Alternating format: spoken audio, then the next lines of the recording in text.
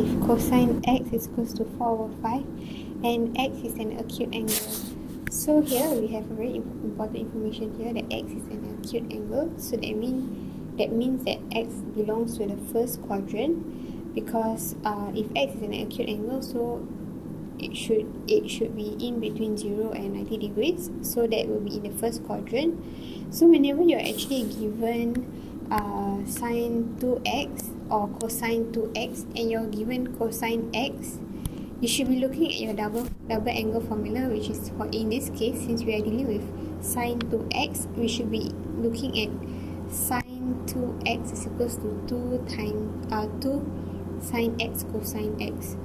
Okay, so this formula is actually found in your formula sheet.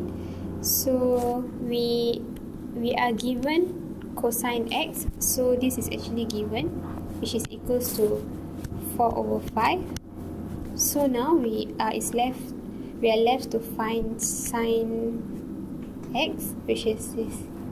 Okay, so since we know that x is in the first quadrant, we can actually draw the angle out. So in the first quadrant, and using Chpater, okay, since cosine x is equals to 4 over 5, we can say that this is the adjacent side and this is our hypotenuse. So in this case, this is 4 and this is 5.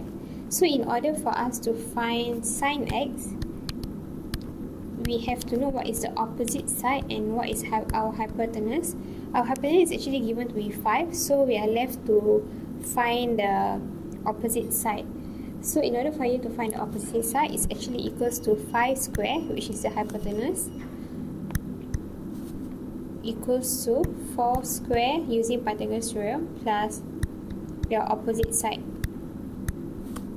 Okay, so opposite side is actually equals to 5 square minus 4 square, which is equals to 9. So your opposite side is actually equals to square root 9, which is 3. So opposite is 3, so it's 3 over 5. So now we have sine x is equals to 3 over 5 and cosine x is equals to 4 over 5. So using the formula that is given here, so sine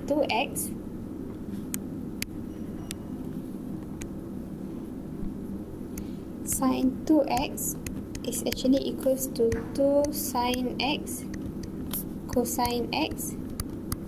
Okay, so it's 2 times 3 over 5, because we have obtained that sine x is actually equals to 3 over 5 here, and cosine x is actually equals to 4 over 5, which is given in the question.